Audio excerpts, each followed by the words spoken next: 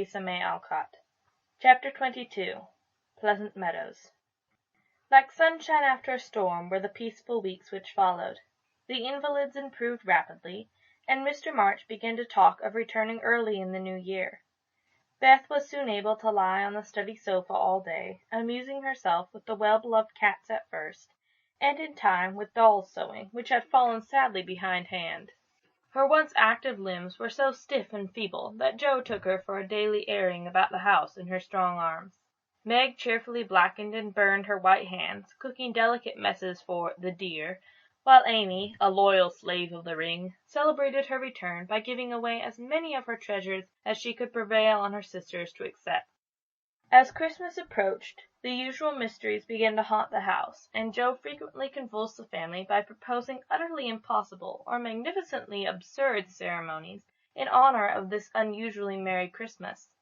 Laurie was equally impracticable, and would have had bonfires, skyrockets, and triumphal arches if he had had his own way.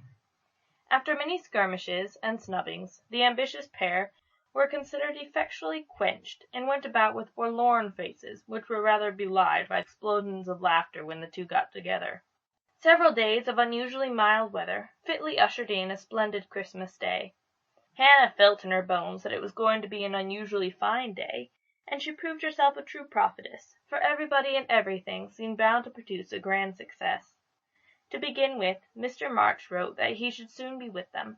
Then Beth felt uncommonly well that morning, and, being dressed in her mother's gift, a soft crimson merino wrapper, was borne in high triumph to the window to behold the offering of Joe and Laurie. The Unquenchables had done their best to be worthy of the name, for, like elves, they had worked by night and conjured up a comical surprise. Out in the garden stood a stately snow maiden, crowned with holly, bearing a basket of fruit and flowers in one hand, a great roll of music in the other, a perfect rainbow of an afghan round her chilly shoulders, and a Christmas carol issuing from her lips on a pink paper streamer. The Jungfrau to Beth. God bless you, dear Queen Bess, may nothing you dismay, but health and peace and happiness be yours this Christmas Day. Here's fruit to feed our busy bee, and flowers for her nose. Here's music for her peony, and afghan for her toes. A portrait of Johanna C. by Raphael No. 2, who labored with great industry to make it fair and true. Accept a ribbon red, I beg, for Madame Purr's tail, and ice cream made by lovely Peg, a Mont Blanc in a pail. The dearest love my makers laid within my breast of snow, accepted and the Alpine made from Laurie and from Joe. How Beth laughed when she saw it, how Laurie ran up and down to bring in the gifts, and what ridiculous speeches Joe made as she presented them. I'm so full of happiness that if Father was only here I couldn't hold one drop more, said Beth, quite sighing with contentment as Joe carried her off to the study to rest after the excitement, and to refresh herself with some of the delicious grapes the Jungfrau had sent her. So am I, added Joe, slapping the pocket wherein reposed the long-desired undine and citron. I'm sure I am, echoed Amy, poring over the engraved copy of the Madonna and Child, which her mother had given her in a pretty frame.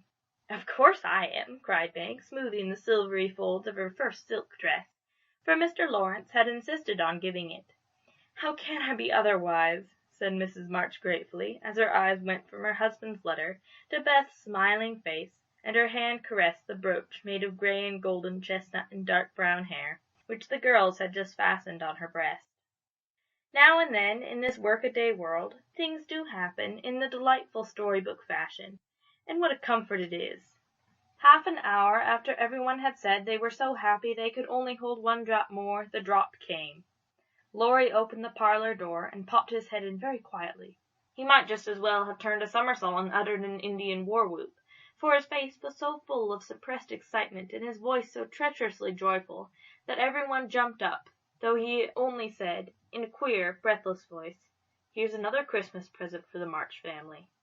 Before the words were well out of his mouth, he was whisked away somehow, and in his place appeared a tall man, muffled up to the eyes, leaning on the arm of another tall man, who tried to say something and couldn't.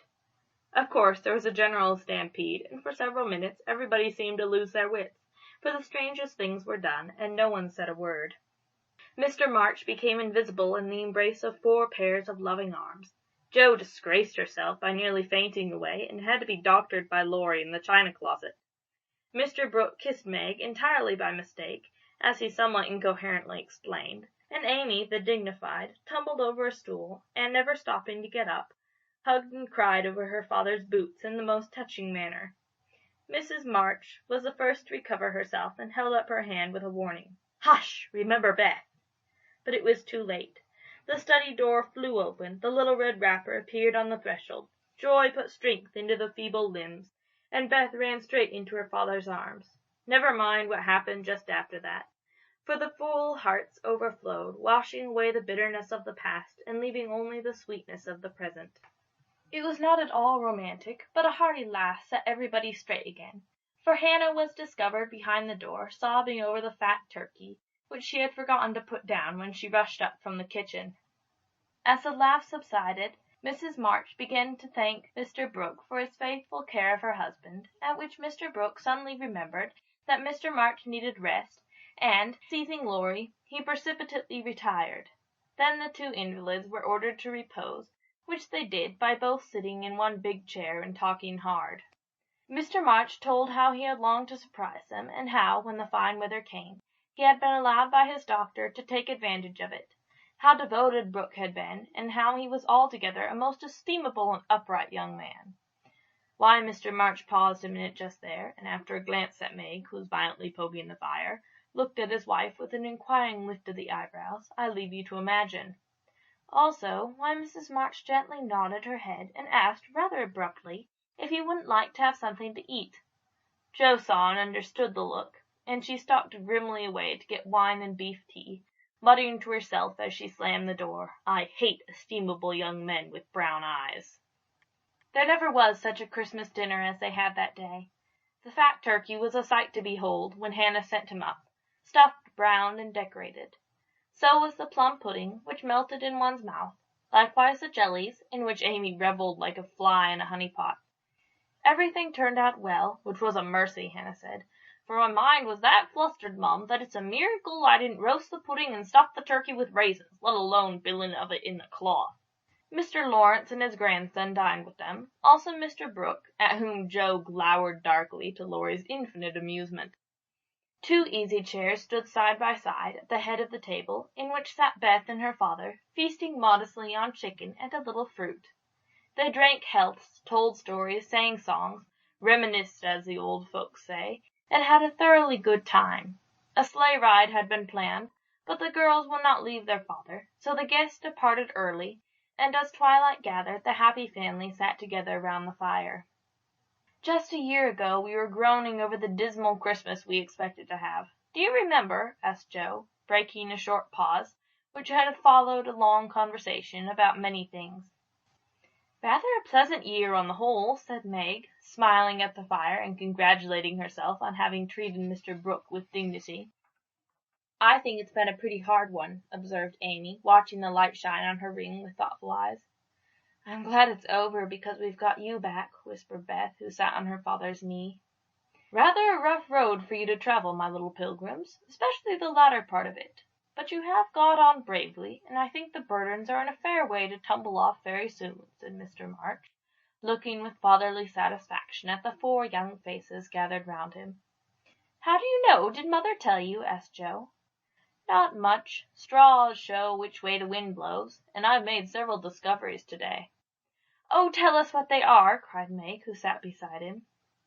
Here is one, and taking up the hand which lay on the arm of his chair, he pointed to the roughened forefinger, a burn on the back, and 2 or 3 little hard spots on the palm. I remember a time when this hand was white and smooth, and your first care was to keep it so. It was very pretty then, but to me it is much prettier now, for in this seeming blemishes I read a little history. A burnt offering has been made to vanity. This hardened palm has earned something better than blisters, and I'm sure the sewing done by these pricked fingers will last a long time, so much goodwill went into the stitches. Meg, my dear, I value the womanly skill which keeps home happy more than white hands or fashionable accomplishments. I'm proud to shake this good, industrious little hand, and hope I shall not soon be asked to give it away. If Meg had wanted a reward for hours of patient labor, she received it in the hearty pressure of her father's hand and the approving smile he gave her. "What about Jo? Please say something nice, for she has tried so hard and been so very, very good to me," said Beth in her father's ear. He laughed and looked across at the tall girl who sat opposite with an unusually mild expression in her face.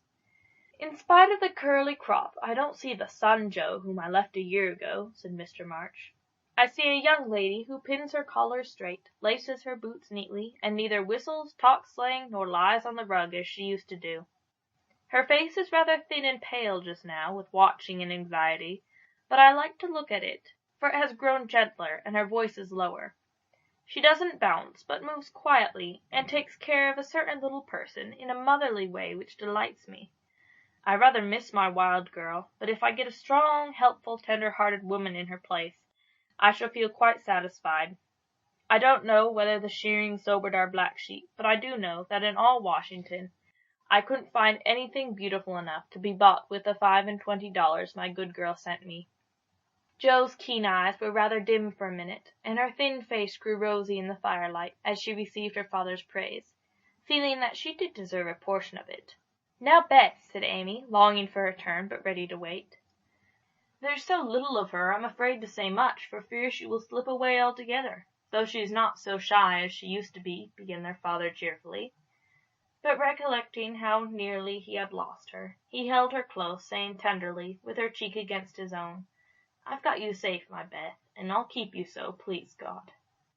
After a minute's silence, he looked down at Amy, who sat on the cricket at his feet, and said, with a caress of the shining hair, "I observe that Amy took drumsticks at dinner, ran errands for her mother all the afternoon, gave Meg her place tonight, and has waited on every one with patience and good humour. I also observe that she does not fret much, nor look in the glass, and has not even mentioned a very pretty ring which she wears. So I conclude that she has learned to think of other people more and of herself less, and has decided to try and mould her character as carefully as she moulds her little clay figures. I am glad of this, for though I should be very proud of a graceful statue made by her, I shall be infinitely prouder of a lovable daughter with a talent for making life beautiful to herself and others." "What are you thinking of, Beth?" asked Jo, when Amy had thanked her father and told about her ring.